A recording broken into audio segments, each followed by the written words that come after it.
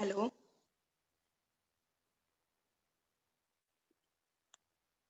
Sir, your voice is not audible.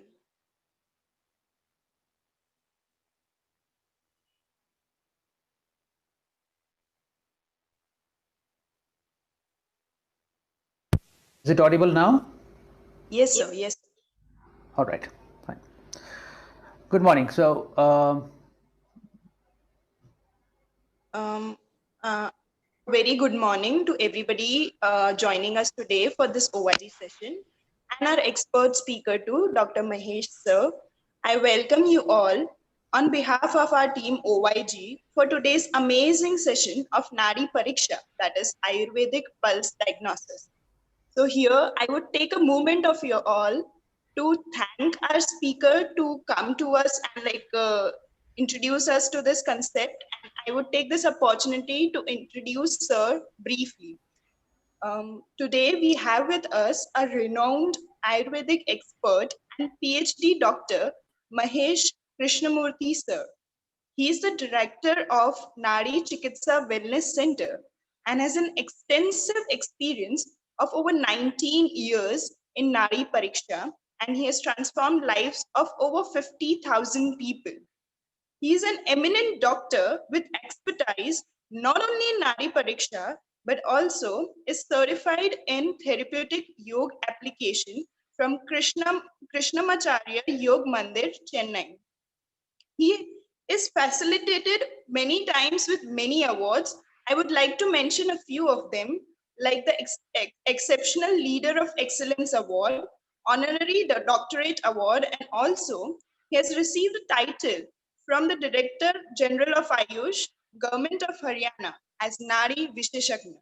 It's a pleasure to welcome you, sir, on this platform, and we would like to learn more from you. Eagerly waiting to hear you. Thank you. And I would like to hand over the mic to you, sir, and the platform is yours. We are eagerly waiting to learn. Thank you very much. Namaste to all of you. It is revisiting yoga and in the same platform where I studied once upon a time in Vyasa, and I visited several other centers over several years. And my background started with research in yoga shastras primarily, and researching and bridging the gap between shastra and practice. That is a domain which has largely been uh, researched, and also a lot of research needs to be done. Well, I have made a few points here which I would like to elaborate upon. I have about 45 minutes of time, so I don't want to take too much of time going into the nitty gritties, but rather generalize rather what the purpose of this talk, and how we can how we can navigate you through this session. So fundamentally,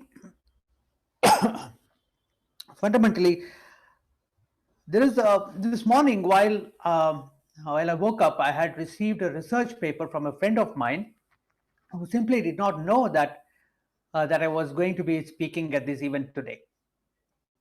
So this research was about a person who's won the Ironman race, and and the person essentially he won the Ironman race, and before that he had gone through a very serious injury, and his recovery was remarkable.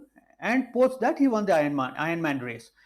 Now, when they did the research on what made him win the Ironman race, they found that he followed the Ujjayi breathing. We all know about Ujjayi breathing, but this was something that was remarkable, and they found the Ujjayi breathing was the primary reason how he was able to sustain his energy, his heart rate, increase his endurance to an extent that he won the Ironman race. A subsequent research was conducted where 30 other people who were participating in different athletic events like the Ironman race and also the triathlon, they were all trained in Ujjayi breathing, and research was done, and they found how they could conserve a lot more energy, have a lot more endurance. And this research was published, and it's a phenomenal paper today. Now, The major thing, this is a very good research, but the major thing lacking in this is the role of manas and bhava. Ujjayi breathing cannot stop you from getting stressed. When you are stressed, Ujjayi breathing reduces your stress marginally but cannot alleviate stress altogether. What are the other factors? What is the manasthiti? What is the bhava of the person at the time of practicing this Ironman race or their triathlon? No research is happening in this field. These are technically researched in India for thousands of years. Thousands of years. We have Rishi Vakyas. And these Rishi Vakya prove to us that when you do a certain practice, it has a profound effect on the manas, it has a profound effect on the bhava of the person, and thereby a person can be Vyadhi Mukta. We all know this, but there is no empirical evidence.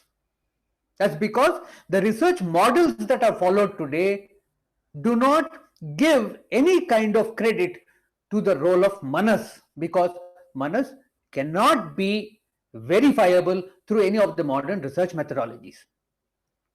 A big space waiting for Indian researchers to explore.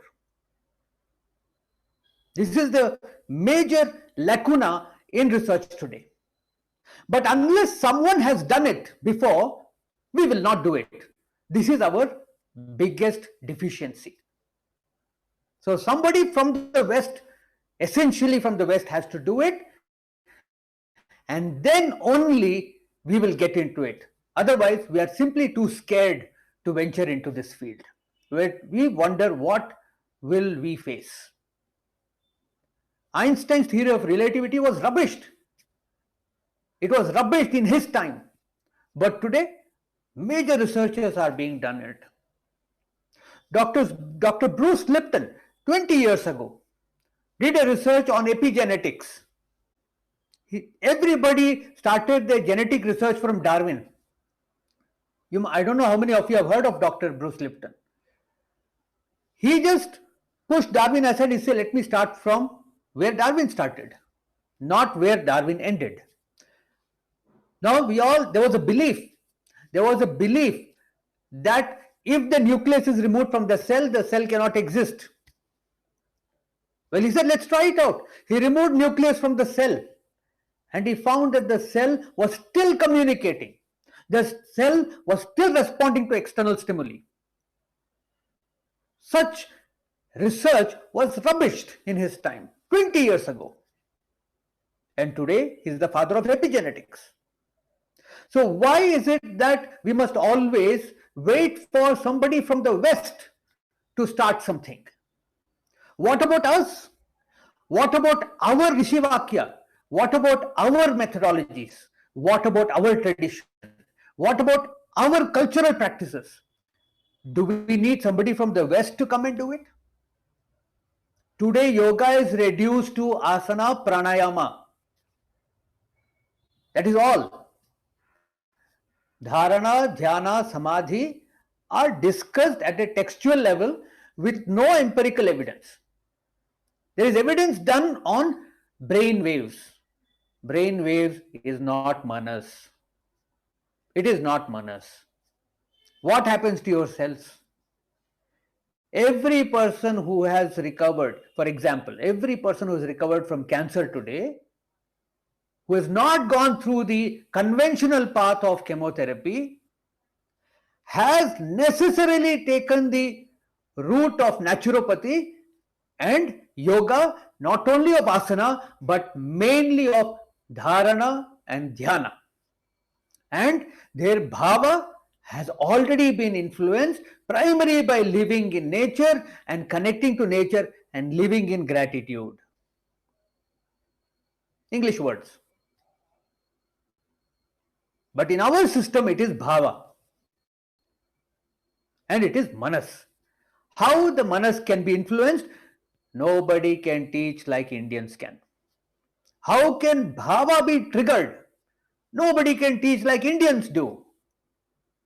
But why is it that we are falling back as far as our tradition is concerned? Why are we not respecting our own traditions? Why aren't we researching on our own tradition? And this is where our traditional fundamental techniques come in handy. Your modern research methodologies that all of you follow are deficient as far as researching on manas and bhava is concerned. We have to look at texts as pramanas, but we cannot create empirical evidences because manas and bhava both are sukshma, which means they are subtle. They are not gross like the body or the organs. They definitely leave their impression on the organs and the cells, and that way we can study the effect. But we still cannot say this is because of manas and bhava. We can always say because of this is because of this asana and this pranayama. You measure the amount of air going in, amount of oxygen going in, can measure the combination of gases that you breathe in. You can do all that, but you can still not touch upon manas and bhava because the methodology does not support it. So what is the way for us? How do we do it? Or do we still drop it? In February, in the month of February, I had gone to the International Yoga and Ayurveda Congress, International Yoga Naturopathy Congress, which was conducted at Haridwar. I was one of the persons who presented a paper. In Ayurveda, we have a verse which says, Manasopi kamadau doshakopa bhavatyeva, which means whenever desires in the mind, manasopi kamadau, whenever desires in the mind are not fulfilled, dosha kopo bhavatyeva, that is, doshas will aggravate in the body. And they further explain what are these doshas. They say kama shoka, that is, when desires are not fulfilled, the first thing that you will experience is unhappiness. Bhaya vayuhu, and then comes fear, increases vayu in the body. Krodhat pittamiti, and then you get angry because in the past this thing has happened, you don't want the same thing in the future, and so you express anger. Very clear. How can you release whatever impressions you have created in the manas? And here we have yoga, which gives a complete sutra. All the sutras available for us to research upon, to postulate this theory, to evolve an hypothesis out of this. It's so powerful. So this is the fundamental place, this is the fundamental research where we need to focus upon, which has not been done by anybody. The whole field is available. The problem is that moment you talk about manas and bhava, unless you are looking at pramanas in terms of shastras and trying to define the shastra without any research being done in terms of taking examples from society, unless you do that, you are not encouraged. And moreover, they say prove it, and we'll give you the research protocol. This protocol is based on modern research. All the research that you conduct will fall flat. So we need to create something new. We need to create a new protocol which incorporates manas. It's not easy, but it needs to be done. Otherwise, you'll find some American or some Britisher or Australian create a protocol. Today, if you don't know, lots of research is being created, lots of money is being funded, is being poured into fund research to prove that yoga was originated in Europe. One of the filmmakers on yoga who traveled extensively around the world shared with me this information that a lot of money is being poured to prove that yoga originated in Europe. And they are trying to prove that Krishnamacharya, who is the guru of BK Iyengar and Sri Pattabi Jois. They proved that he was a gymnast who was performing gymnastic acts in Mysore in front of the Mysore Maharaja, and yoga practitioners from Europe came there. He learned yoga from them, and that's how yoga came to India. This is the research they are trying to put in. Because the two doyens of yoga today whom we identify with are BK Iyengar and Pattabi Jois. They cannot touch the Bihar school of yoga, because Bihar school of yoga is the Shastriya form of yoga which has been coming from much larger. We have the whole Swamiji's order.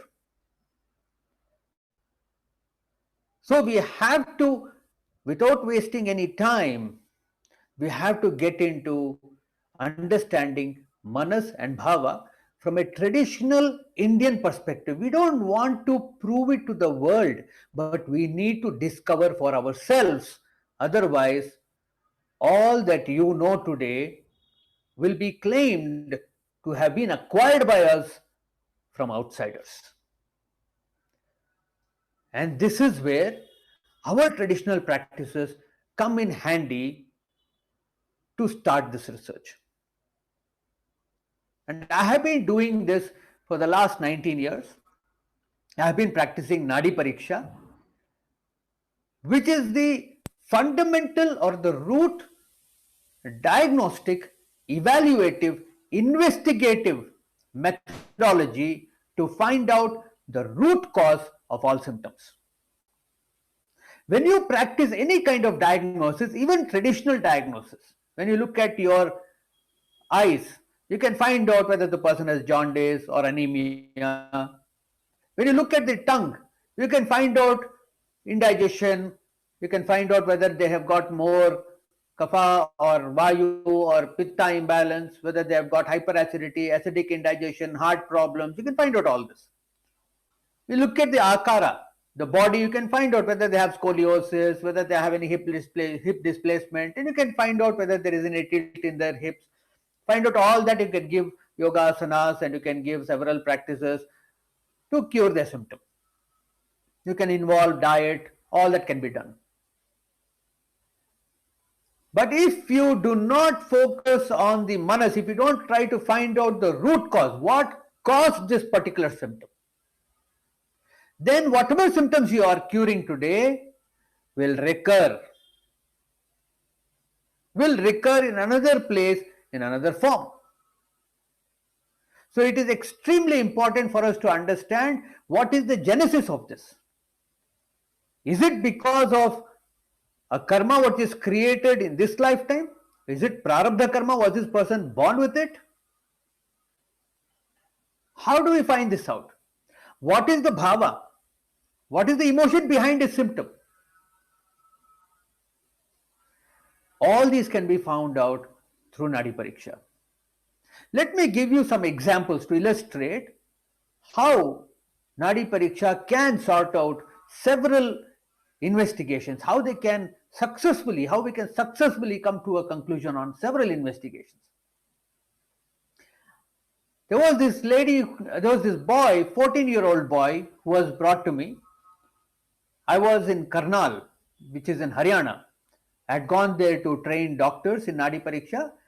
They had also gone there to see patients. So they brought this 14-year-old boy and they said, very skinny.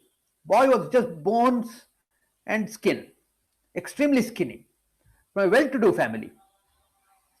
They said this boy, whatever he eats, he vomits. जो कुछ भी खाता है, उल्टी कर देता है. और ये बता रहा है कि मुझे नहीं मालूम, मां मैं तेरा देखभाल करूंगा. The boy does not know why he is telling this. मां मैं तेरा देखभाल करूंगा. मां मुझे नहीं मालूम मैं क्यों कह रहा हूं, मां मैं तेरा देखभाल करूंगा. Now they take him to several doctors. All doctors give they arrive at some conclusion, anorexia, or he's got vomiting, or some conclusion is arrived at. Everybody gives some medication, but his problem is not sorted out. So when I did his Nadipariksha, the first thing I found was there was extreme fear in him. Unknown fear. The parents are very nice, loving parents, only child, but this boy has extreme fear. When we look into the Prakriti, which gives us a peek into what the mother was experiencing when the boy was in her womb. When we look into the Prakriti, we found the mother was experiencing a lot of fear. So I told the parents, I need to check the mother's nadi. When I did the mother's nadi pariksha, we found extreme fear and anxiety. When I asked her, what were the experiences you had when you were pregnant with this boy? She told me the story that her husband was overseas and her mother-in-law wanted to abort the child. So she poured poison into this woman's mouth. She could neither spit it, they didn't allow, but she could not also swallow it. From that day onwards, whenever they served her a meal, she had a fear whether this food has poison. The effect of that has come to the child. So the child, whenever he eats the food, he immediately vomits. He's not able to digest that food. So, from a treatment perspective, I did Marma Chikitsa, worked on his subconscious, and after that, the boy who was also sleepless, had very minimal sleep because of fear, straight away for 3 days slept for 12 hours each day. And from the 4th day onwards, he was all right. So Nadi Pariksha can give you a peek into the root cause. This is the fundamental research that everybody has to do. What is the root cause of a symptom? Because when you look into the eyes, when you look into the tongue, you are looking into a history of 5 years. Because nothing happens overnight. Every symptom takes its own time.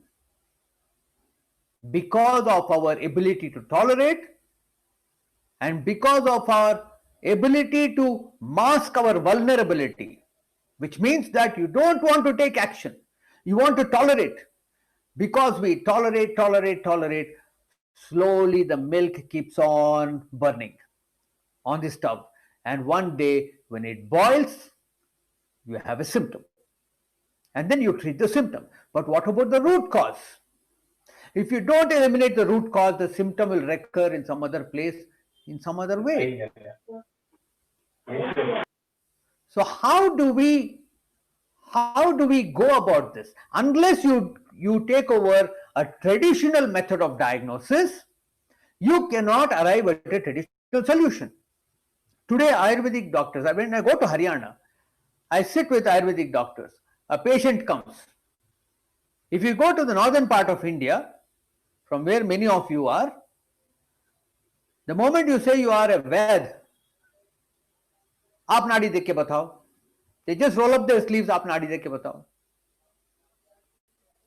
And most doctors tell, माफ कीजिए हमें नाड़ी देखना नहीं आता, आप बताइए आपको क्या दिक्कत है. How do you know what he is stating? He is stating how he has inferred it. It may not be the truth at all. To give you a simple example, there is a difference between constipation and low bowel pressure. In low bowel pressure, the stools are not hard.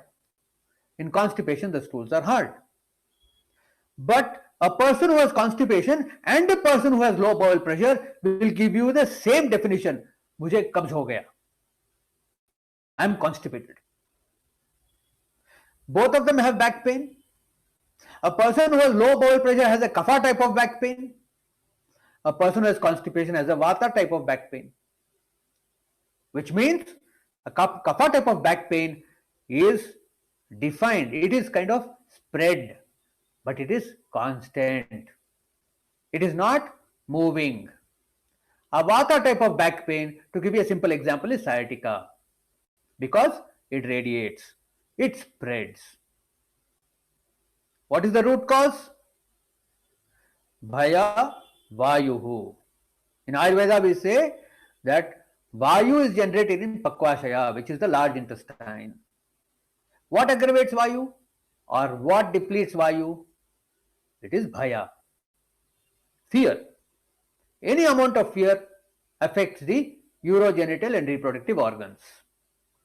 For example, fibroids in the uterus come because of fear. But unless you have a methodology to study several cases of fibroids with focus on manas and bhava, you cannot come to a conclusion that these symptoms are caused because of fear. You have to say fibroids are caused because of XYZ reasons. So it is important for us to follow a traditional methodology.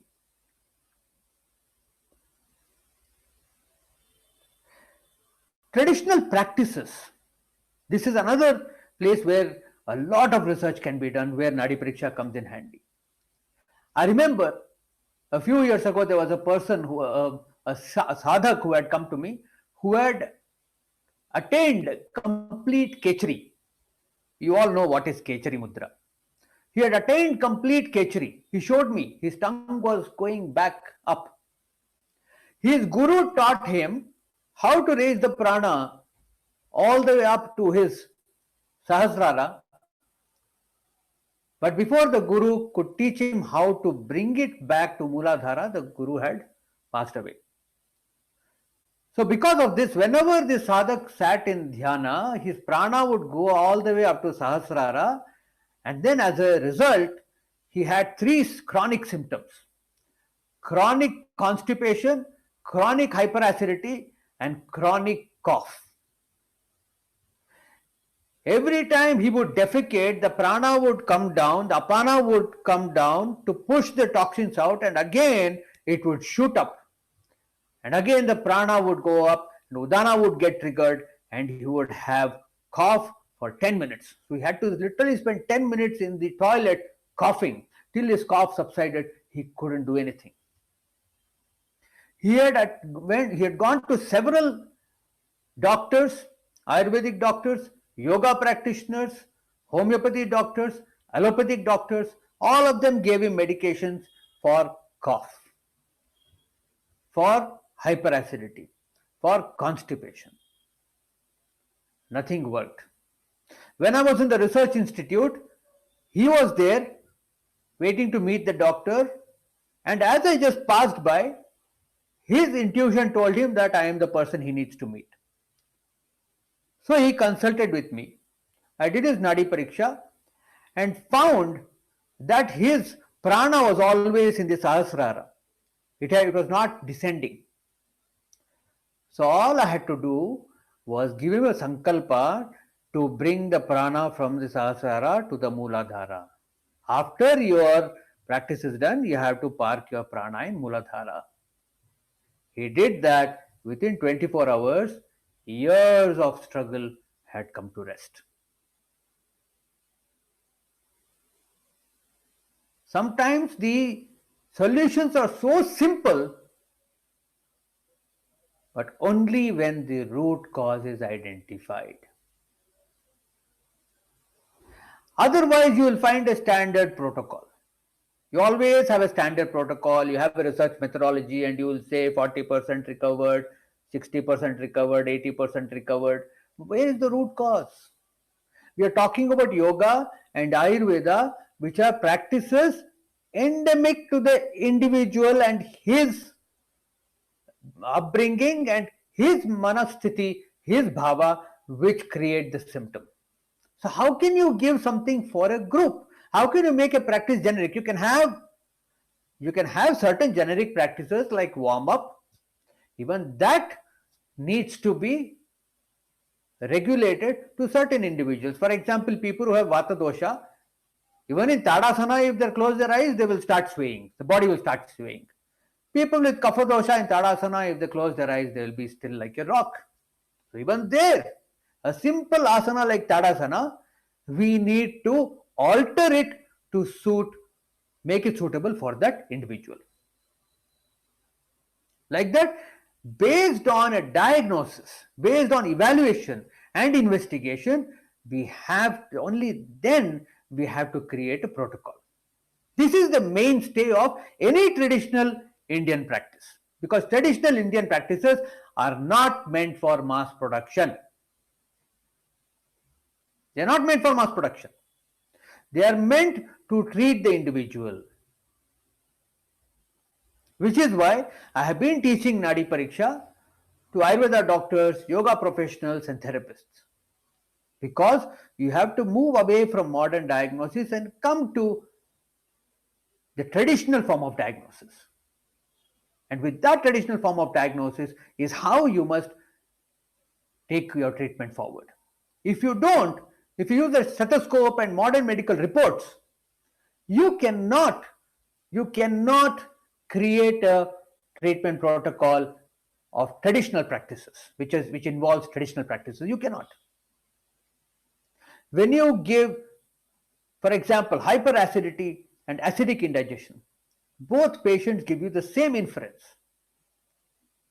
When you do a research and when you do a diagnosis, and the pathologist will give you a report that this person has got H. pylori infection,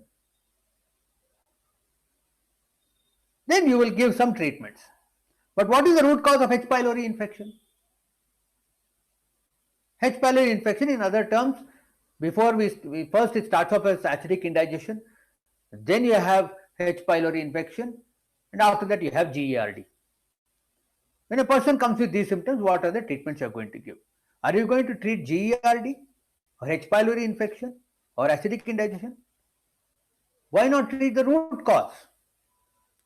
The root cause will be resentment, unexpressed anger, which is what affects your amashaya, your stomach.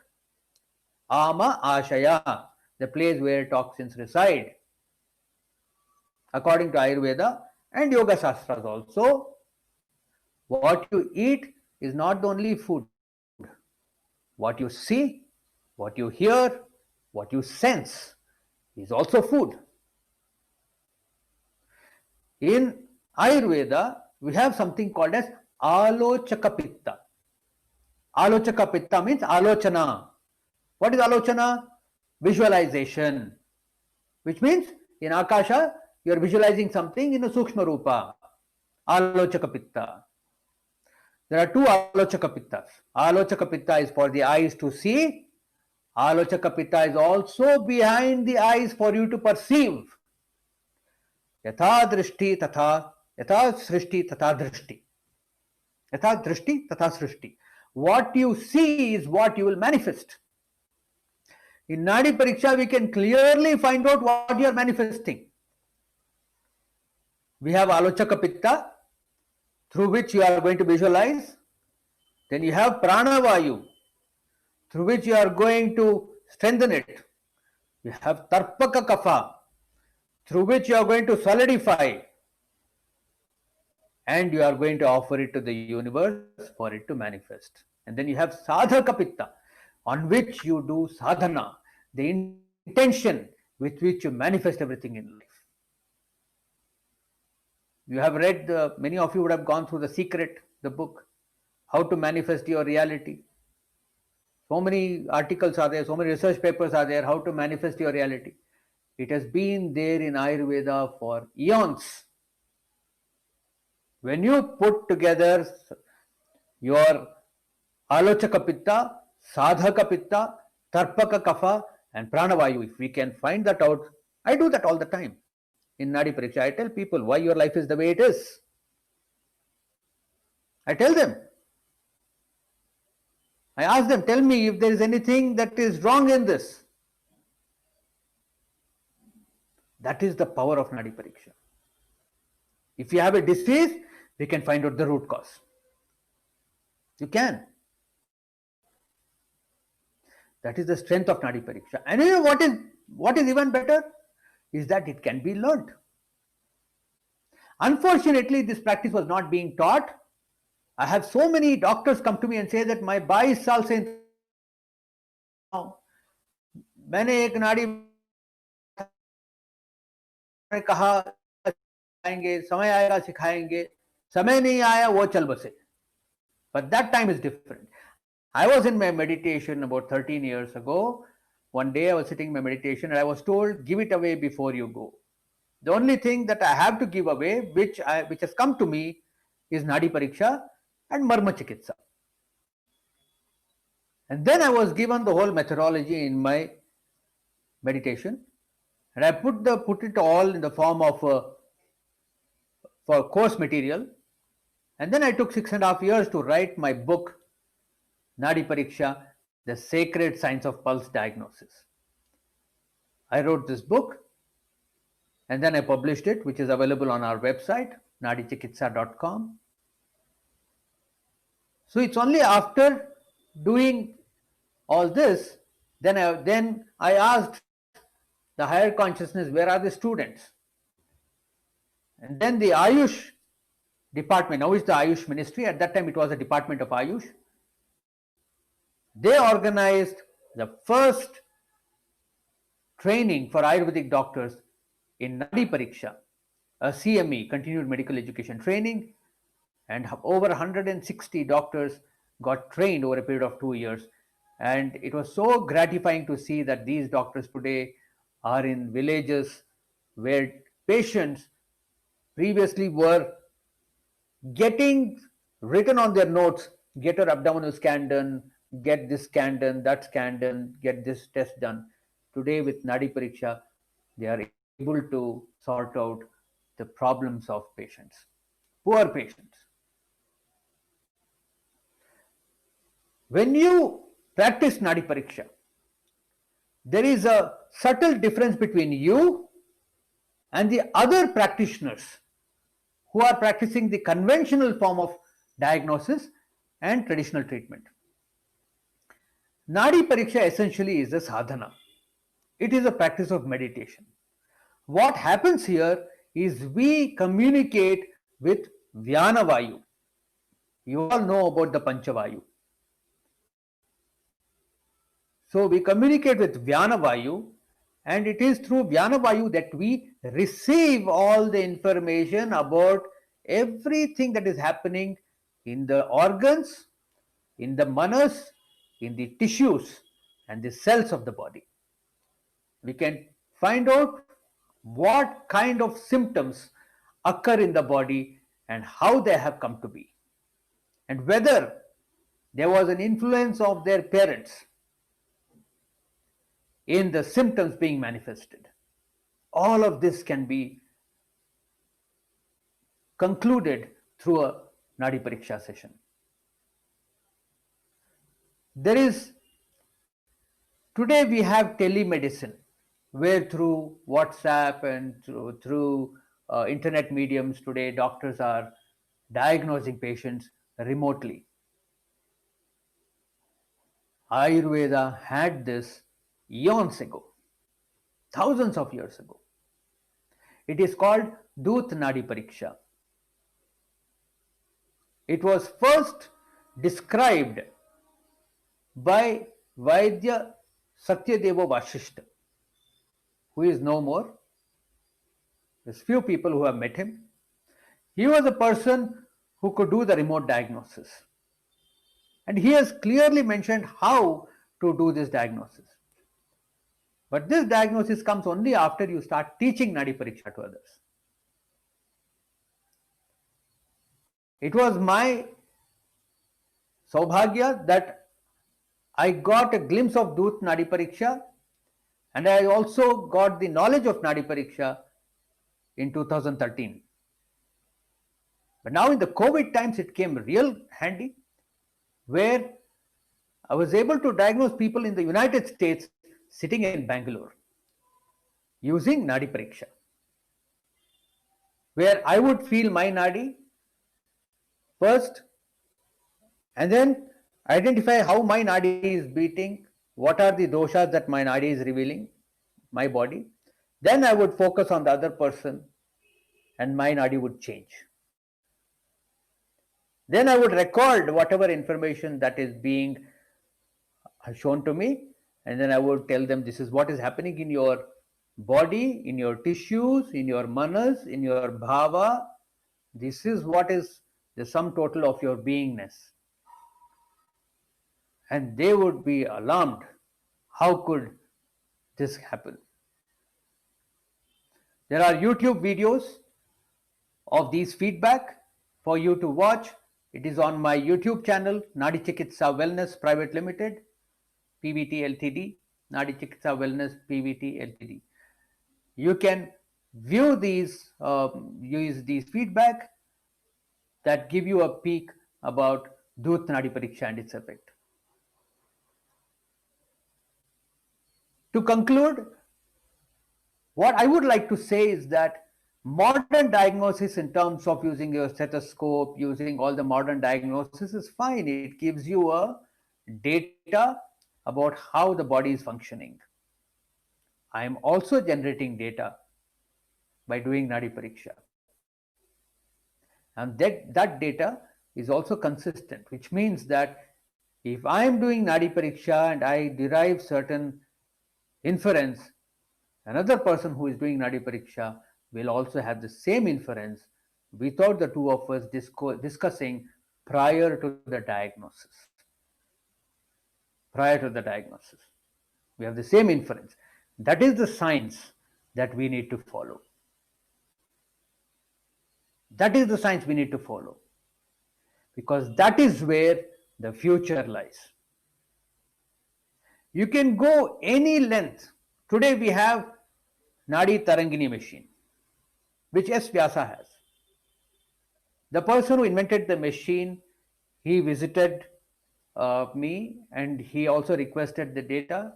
I went to meet him in Pune after he invented the machine, and I got my Nadipariksha done according to my Nadipariksha done through the machine. And I can share with you with honesty that it is a good machine, but it cannot substitute for what your consciousness is going to reveal. Before I conclude, I want to give you one more experience. There was a lady who came to me from Jabalpur,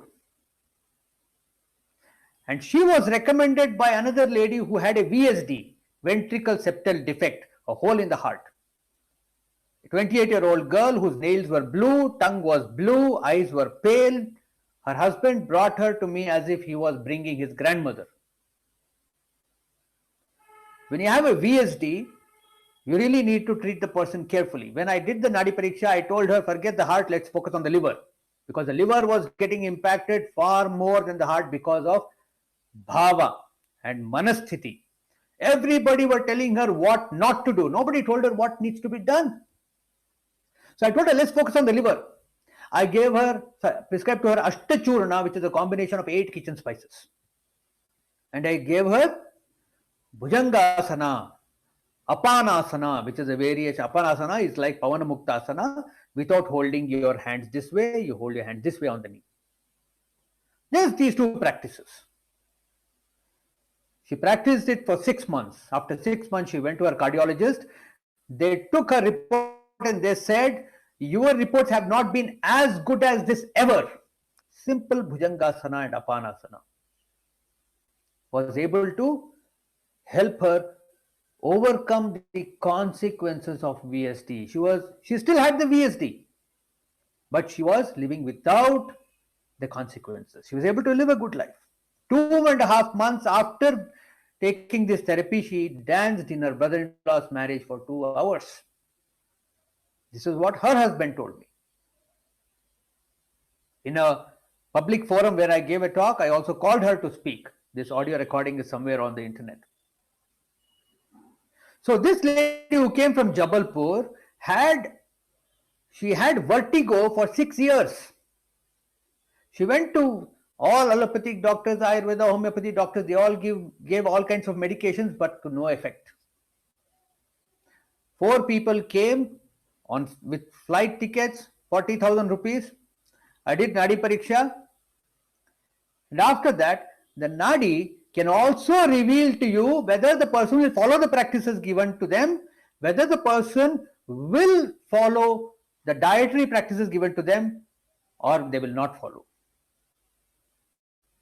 The Nadi is Vayu, and Vayu in Ayurveda we say is the messenger of the god. So it can reveal everything to you. And so when I felt the pulse, this was the therapy that was given by the Nadi. All of this is verifiable. All the anecdotes I'm sharing with you, all the experiences I'm sharing with you are verifiable. So the Nadi tells me, ask her to hold a glass filled with water, hold it at eye level, and drop it. It's a therapy I have not read before. I have no knowledge of it before. The Nadi reveals this. When I told them, they were in disbelief. They said, "Ye kya? I mean, ye for I've got vertigo. You're giving this simple treatment that glass पानी भर के कांच का glass में पानी भर लो और देखते देखते छोड़ दो, ये क्या थेरेपी हुआ?" And they went with disbelief. 2.5 months later, I receive a call. Doctor साहब मैं ठीक हो गई. I said, कौन बात कर रहे हैं? मैं कामिनी. कामिनी कौन? मैं जबलपुर, सर में चक्कर. I said, अरे आई रिमेंबर, लेकिन ये 2.5 महीने हो गए. मैंने ग्लास आज छोड़ा. So the moment she dropped the glass, the reeling went. The root cause of her problem was fear, holding on to her past. The moment she symbolically dropped the glass of water, because these are things we don't do. Moment she dropped the glass of water, she just let go of her past and her vertigo vanished. These are the kind of solutions that you will get when you do Nadipariksha. I would like to open this forum for all of you to ask any questions. If you have any doubts, any questions, please ask. Moderator, would you like to take on from here? Yes, sir. Actually, we have also mentioned about the doubt. So we'll wait for a few minutes. Maybe if somebody has a doubt, they'll ask. Otherwise, we'll end this session. Sure.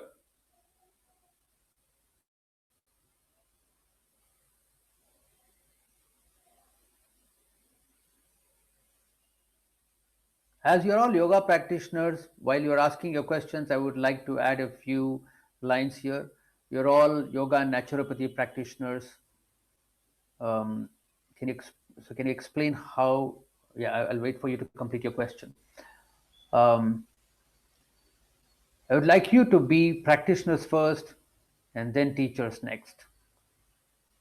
Tasya achariti iti acharya. The one who practices what he preaches is the real acharya. Okay, I have a question from Jayadevi. How the doctor should get prepared to get about the knowledge of Nadipariksha? The only preparation is your intense desire to learn. There are two things here. I have two kinds of people coming here. There are people who know that they know nothing and they want to learn. These are the people who are the best students. And there are people who come to me and tell me, I am an MD or I am a PhD. The moment you wear a cap, you can no longer acquire knowledge. You can only bring out what you believe you know, and you believe what you know is all that there is to know. And that's the only preparedness that you need.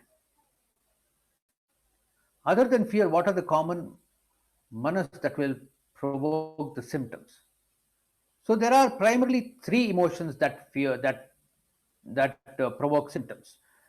One is bhaya, dukkha, and krodha.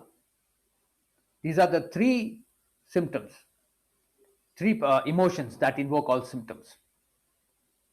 Well, we have kama, krodha, lobha, moha, mada, matsarya. These are the 6 vices that we know. But they all come under these 3 categories: krodha, bhaya, and dukkha. Can you explain how Nadipariksha exactly works? Like I told you, we feel the pulse in these 3 fingers. Okay? And when we feel the pulse on the radial artery, prana flows through the whole body, but there are certain places where we feel the pulse. And one of the places where we feel the pulse is the radial artery. So when we place our fingers on the radial artery, you just have to observe, you have to be present, you have to pay attention to the nadi. And when you pay attention to the nadi, the way the nadi beats, we have samagati, niramagati, we have got dosha guna. By dosha guna, we mean vata dosha has got certain characteristics. Vayu, which is wind, has got certain characteristics. It has ruksha, dryness, sukshma, subtle, khara, roughness, chala, unstable, shita, cold. These are all the qualities of vata dosha. And we can feel these qualities in the nadi, in your fingers. You can pick up these feelings from the radial artery. Likewise, we have pitta dosha and kapha dosha, we have the dosha guna. What we feel is what we note down, and then there is an inference which is called as a samprapti. In Ayurveda, we call it a samprapti, which means the pathogenesis. How did this disease come? So there are 6 steps in samprapti. One, we have sanchaya, which is accumulation. How did it accumulate in the first place? Where did it come from? Prakopa, it aggravates. Prasara, it spreads. Sthana samshraya, they are local but transient manifestations which are not permanent. Vyakta, it manifests in the dosha and starts changing the very structure of your cell. Bheda, complete disease manifestation. These are 6 stages of samprapti. Going through these 6 stages, you can understand where is this disease at this moment. For example, we can find out about fatty liver 3 months before any diagnostic test can reveal it. You can find out about blood pressure several months before it actually manifests. It actually can be diagnosed. That is how we do it. Can Nadipariksha be done only on radial artery or on other places too? If that is your question. There are several places which are indicated, like behind the ankle bone, and we can also find here, right here, this is another site. But I have learned only to do it on the radial artery. For people who have got kidney problems, for example, for taking dialysis, their artery and vein are shunted. In such cases, we will not be able to do Nadipariksha on them. That is where we do Dutta Nadipariksha, where we focus on our nadi, focus on their bhrumadhya, and our nadi changes, and we can do Nadipariksha on them. Sir, if we wish to learn Nadipariksha, can we approach you in future? Of course, you can. Could you tell us about, in a day-to-day life, how to balance the 3 doshas? That is the biggest struggle. Is the biggest struggle. For example, now I am speaking to you. Vata dosha is increasing in me. Now you are listening. Vata dosha is increasing in you. If you think Vata dosha increases, if you travel by 2-wheeler, 4-wheeler, Vata dosha increases. I've got a studio light here which is focusing on my face. Pitta dosha is increasing. The whole purpose of life is to be of purpose. And may your purpose serve humanity. That is the goal of life. So instead of bothering about balancing the doshas, while the doshas are going out of balance, for what is it going out of balance? Is it for a personal gain or is it for public good? If it is happening for public good, it's worth it. But if it's happening for personal gains, you're wasting your time. That's the way to look at it. How can we approach you for treatment? You can go on to my website, nadichikitsa.com. We have our telephone number, email address, everything put there. You can contact us through that. Could you explain about the best time and the posture we should maintain? Well, I am sitting on the ground at this moment. I am sitting in Sukhasana. So this is the best posture to sit in.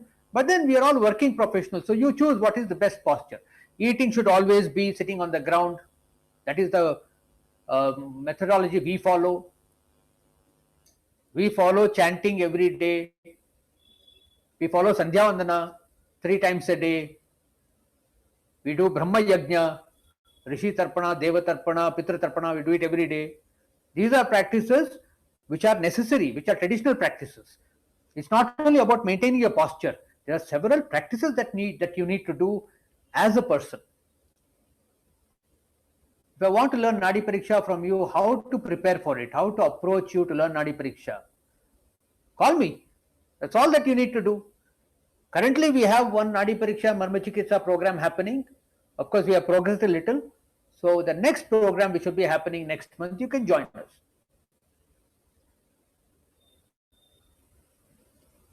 Do all diseases have a solution in Nadi Chikitsa, or will there be any disease which can't be cured? Now, it's a good question. See, there is something called as prarabdha karma, which means that the effects of karma that which you have acquired from your past lives, and also the karma that you have generated in the current life. There are certain karma that all karmas have a lifetime. They cannot go on forever. They have a lifetime. There are two ways of living in life. One is to amplify your suffering and say, my body is aching, my arm is aching, poor me, and suffer. Or to live in the realization that this is karma playing out. There's nothing that I can do about it. I was bitten by a Russell's viper about 14 years ago. A Russell's viper is a hemotoxin. A viper bite is a hemotoxin, which means that it causes bleeding in the liver and kidneys, and there is no antivenin for it in India. So I was bitten by Russell's viper. Now, how did it bite me? I was holding on to the Russell's viper because I like rescuing snakes. That was a practice I took on many years ago to overcome my feeling of fear. So when the Russell's viper bit me, I was in the hospital. When the karma had been generated, over and above that, I also had milked the cobra. I had taken the venom out of a cobra. When I catch snakes, they don't raise their hood. But on that day, when I milked the venom, the snake hissed at me. I knew karma was born. So the Russell's viper bit me. Then I was in the hospital. I got an overdose of antivenin and my body went into reaction. I had 6.5 hours of life left in me. Now I have two choices. If I get anxious, I die sooner. Or I just focus on myself. So I just focused on myself. I said that I have 6.5 hours life. Let me just live these 6.5 hours. No more cure. Because the venom is circulated, the antivenin, instead of 1 vial, I have been given 4 vials, it is in the body. My body is like jumping on the bed.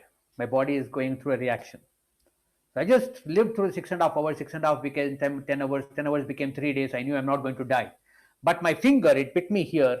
My finger became like stark white. It took me 2.5 years of living in love to cure my whole body.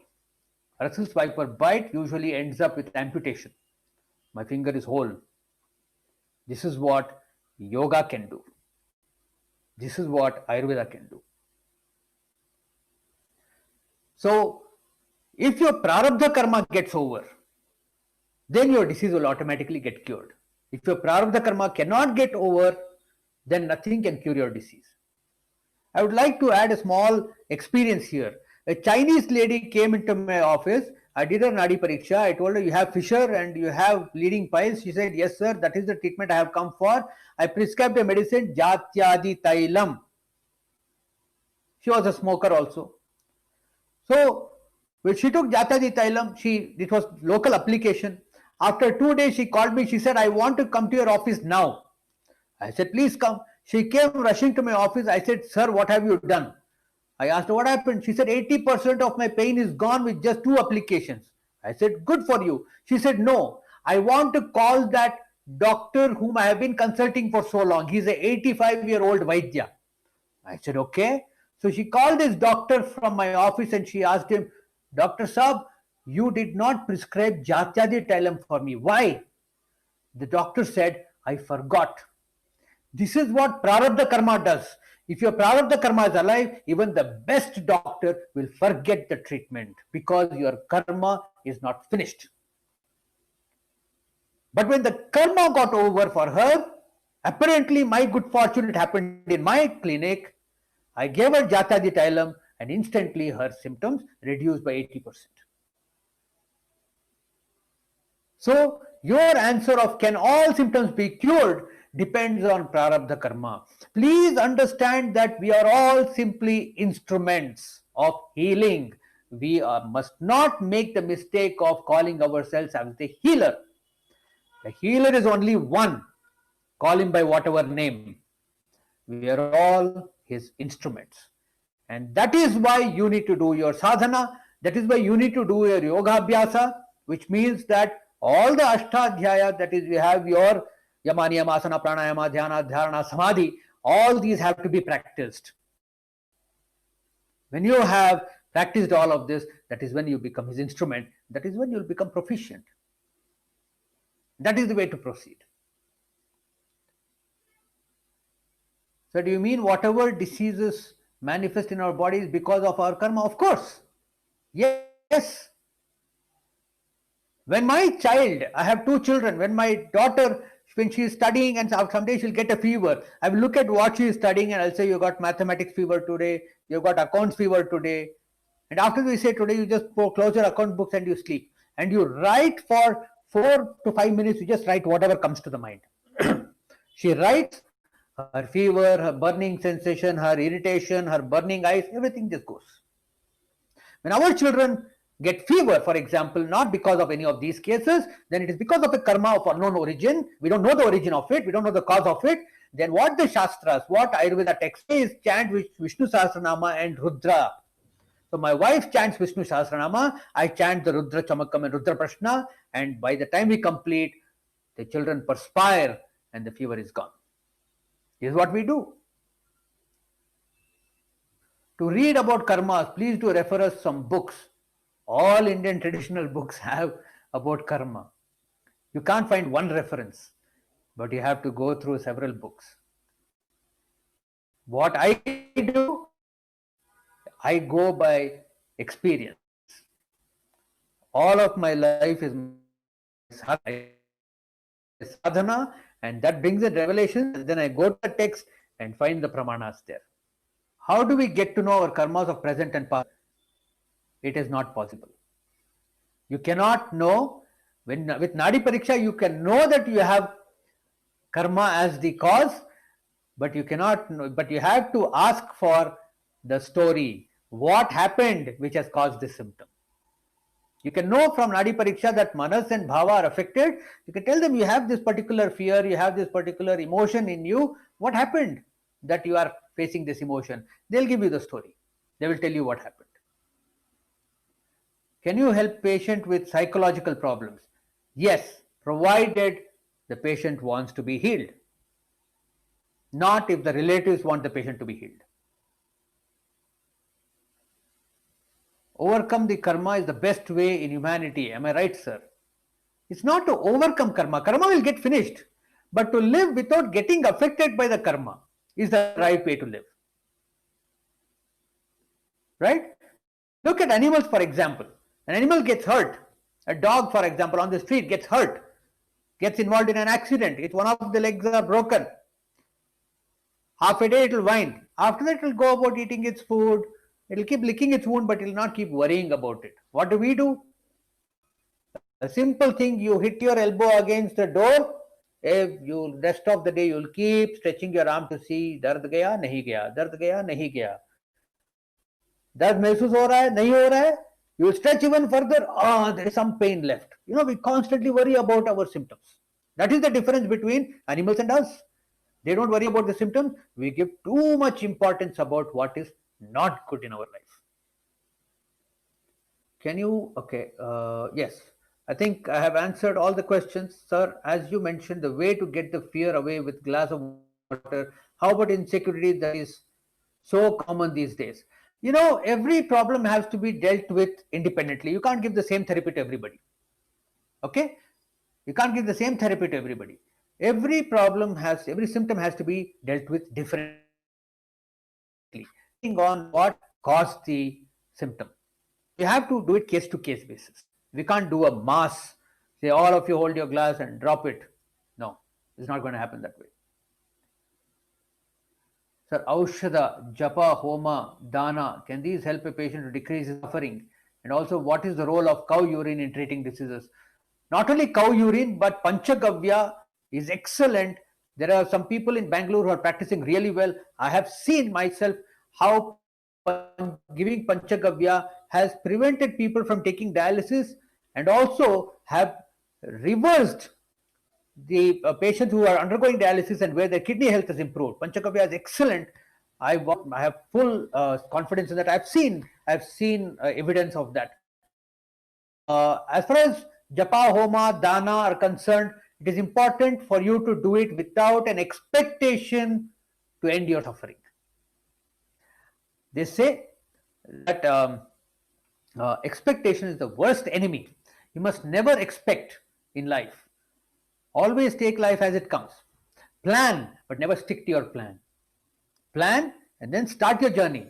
The journey will have several obstacles, challenges, difficulties. You have to face them, because when you plan, you don't plan for your difficulties, challenges, and obstacles, because you don't know what's coming.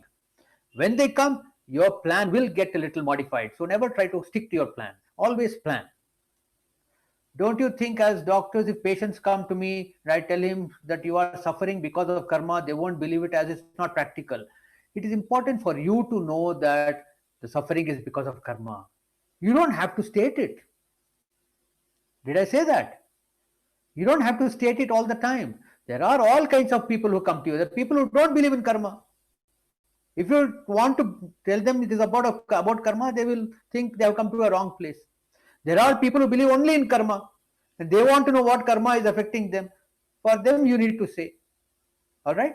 So there are all kinds of patients who come to you. So you need to use yukti, your intelligence, on how you will communicate with your patients.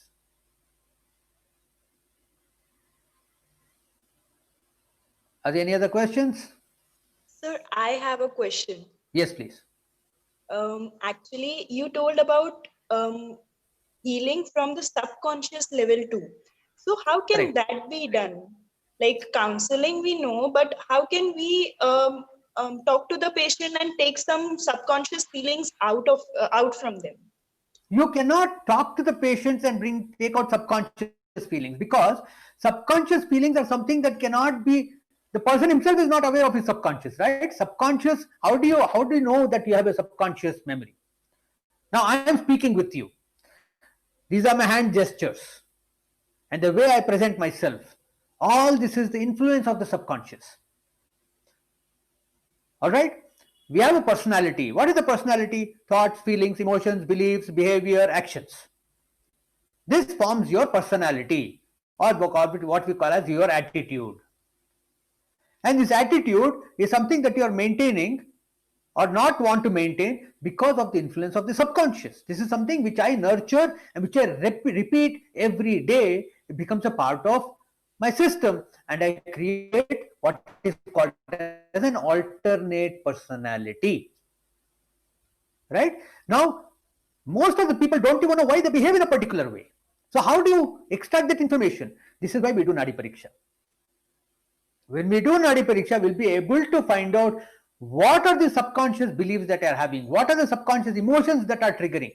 This is why we do the Prakriti analysis. When we look at the Prakriti, which is the constitution, what were the emotions that were getting triggered for the fetus by the mother when the fetus was in the mother's womb. When we look at that, we will find out where are the formative patterns. This is like an onion. You have the innermost core of the onion, the sap of the onion, which has the seed of the subconscious. Over it, you have layers of experiences, repetitive experiences, which forms your onion. So we can go to the sap through Nadipariksha. And then to treat the person, there are several methodologies. I will share with you one of the methodologies. Okay? How to reduce the intensity of feeling that you have. Or let me give you this experience of the subconscious. You all have smelt a lemon, right? You all have smelt a lemon. I'm going to take you through a process of having you to manifest a lemon by your subconscious right now. Would you like me to take you through this experience? Yes, sir. Fine. All right. Now be with me. You just have to follow this. You can I would like you to do this practice while you are closing your eyes, because this whole process is of visualization. So we are going to use our inner sensory faculties. Now, first and foremost thing, I want you to close your eyes. On your left, you have a plate with one lemon in it. It's a fresh yellow lemon. On your right is a knife. Now, I want you to reach out your left hand and pick up this lemon in your hand. I want you to keep your fingers apart exactly as the size of the lemon. Your lemon should be between your fingers. And now I want you to just feel the lemon in your hands. Just roll the lemon. Feel the leathery texture. It has got certain grooves. Feel the grooves between your fingers. And now put the lemon on your right palm. Put your left hand over it. I want you to roll it. I want you to roll it so that the lemon becomes a little soft and easy to cut. Feel the texture, the leathery texture of the lemon. Now hold it in your hand, and your right palm, it's still there. Now with your left palm, lift the lemon and hold it in your hand again. Now you hold the lemon. In your inner vision, I want you to see this lemon. I want you to see this lemon, visualize this lemon between your two fingers. I want you to take this knife, which is on your right side, pick up this knife, hold the lemon, widen your ring finger and your little finger so that you don't cut them with the knife, and now slowly cut the lemon. Cut the lemon as you would saw through the lemon with the knife. Put the knife in its place, put it on the from where you picked it up, and now carefully put the lemon on your right palm and hold one half on your left hand and hold the other half on your right hand. I want you to smell the lemon. How many of you could smell the lemon? You can now open your eyes and tell me, could you feel the lemon? Could you feel the smell of the lemon? Good. See? Now, where is the lemon? It's in your subconscious. Now, this is the way you tap into the subconscious. So, if you're not able to feel it, then you probably need to visualize it even deeper. It's possible, right? So, there are few. I'd like to take you through a therapy of changing your perception of yourself. Okay, changing your perception of yourself. I'm going to show you an image. I would like to take just about 30 seconds to show you an image here.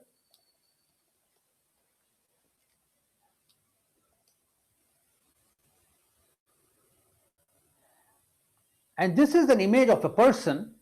You might know this person or you might not know this person, okay? I want you to focus on his face and tell me what is the emotion on his face, okay? I would like to tell me on. Can you enable share here? Okay, I want you to look at this person's face and tell me what is the emotion on his face. Just spend 10 seconds.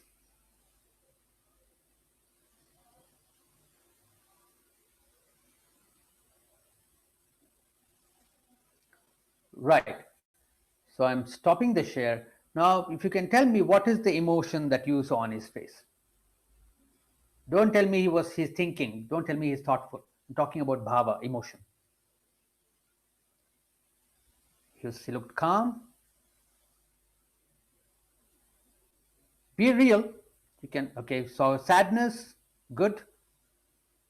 You have kindness, he is contained and calm, he is brave, slight smile with surrounding thoughts, experienced and neutral, that's not emotion, sad, a little worry, proud, calm, grief. Very good, very good. I like the variety. Now we'll go through a small experience here. Now I want you to visualize you're standing in front of a mirror. You're standing in front of a mirror and you're going to hold your hands in front of your chest.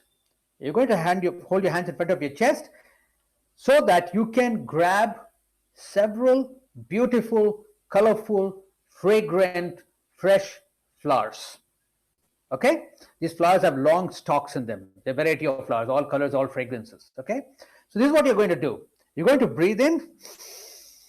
Every time you breathe in, several beautiful, colorful, blossomed, fresh, fragrant flowers manifest between your hands.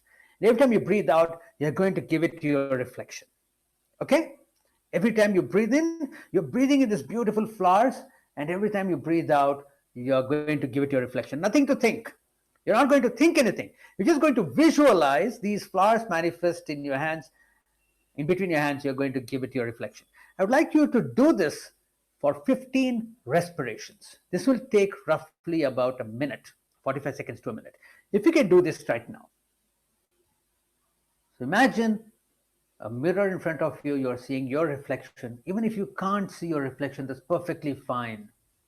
It's perfectly fine. Just tell yourself, I have a mirror in front of me and I'm standing in front of the mirror and I'm able to see my reflection. And now hold your hands in front of your chest. Breathe in. These beautiful flowers manifesting between your hands. Breathe out and direct these flowers to your reflection. Breathe in again and breathe out. Direct these flowers to your reflection. Breathe in again. Multiply these flowers. There's so many more now. Breathe out and direct these flowers to reflection. Breathe in again. There were over 50 flowers in between your hands. Breathe out and direct these flowers to your reflection. Continue this practice. With every breath, the number of flowers are increasing.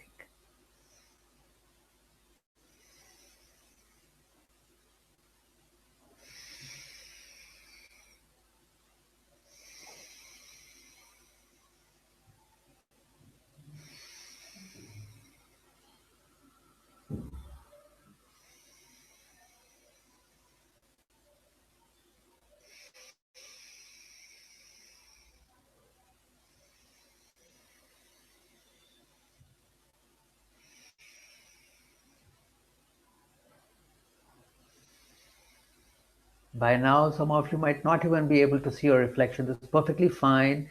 Just continue the practice. Breathe in and collect these more number of flowers, so many more, and just send them to your reflection. Now I want you to open your eyes and I want you to look at this image again. Now tell me, what is the emotion on the face? Again, I give you 10 seconds.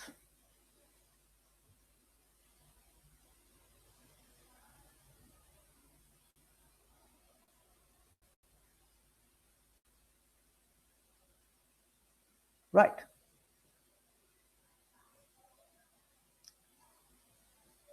And what about the ones who found the grief, the sadness? What about you? Right. So especially the ones who saw, okay, Shija Nazir.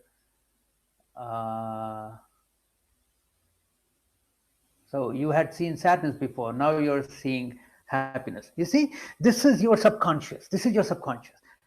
Yad bhavam tad bhavati. What you feel is what you see in the outer world. Your subconscious influences your senses.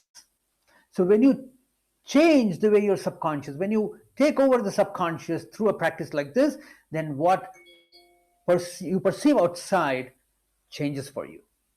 You see, there's a very simple way of healing your subconscious. This is something that I give to people with cancer. People who have gone through several sessions of intravenous chemotherapy or conventional chemotherapy, and no change happens. And when we give this kind of a therapy, they do it for 3 months, and then they go back after 3 months for a PET scan. They see cancer has gone away from several places. There are several therapies like this which I have received in my meditations, which I offer to people. Any other questions?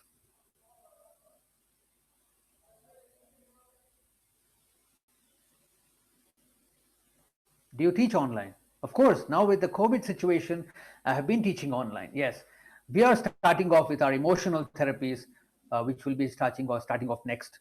I'm just drawing the structure of it, and it will be offered in the month of, I suppose, in the end of September or October.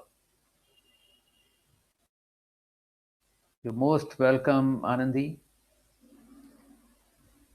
Thank you, Shija. Thank you all for your appreciation.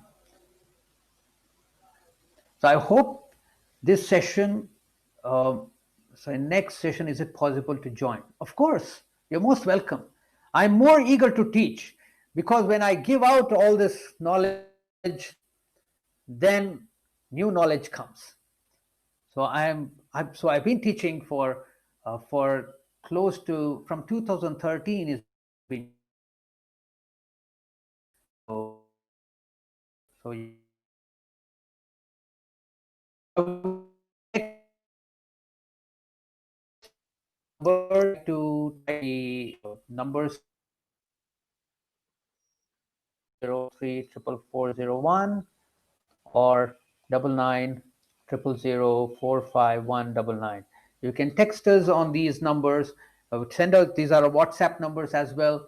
You can send us the messages so that we can include you. Please include your email address and your name as well, so that we can keep you informed about our courses, about our trainings.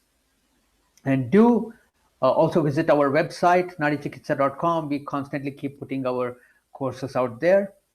We have, by the way, if you want to learn Nadipariksha, one of the basic things that you require is to learn the fundamentals of Ayurveda. So we have our website, courses.nadichikitsa.com.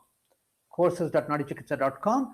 You can go here and you can join the Fundamentals of Ayurveda program so that you can be ready to join Nadipariksha courses if you want. So this will fundamentals of Ayurveda covered here. We'll also be updating that information. This is a lifetime access that you have. You can go onto this and you can buy this course. It has a lifetime, and we'll keep updating this program and making it better and better and better. As we teach, our methods become simpler and simpler. So we would want you to benefit through this. Thank you Thank so you much, so all much. of you, and for participating. Thank you very much. Thank you, sir. It was a wonderful So, session. Actually, it was really like more than we expected from you. And it's like always we want more and more to learn from you. So, like, it would be a pleasure to have you joining with us again if possible.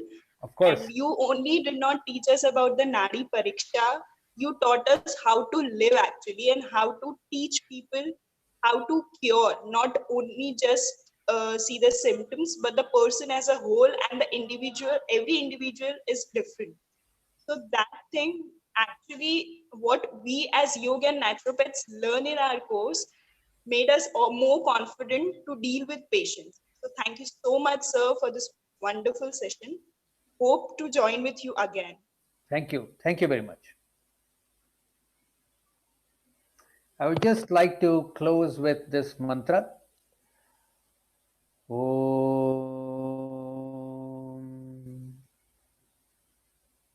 Swasti no Indro Vruddhashravah. Swasti no Pusha Vishwavedah. Swasti Nastaksho Arishtanemi. Swasti no Brihaspatirdadhatu. Om Shanti Shanti Shanti.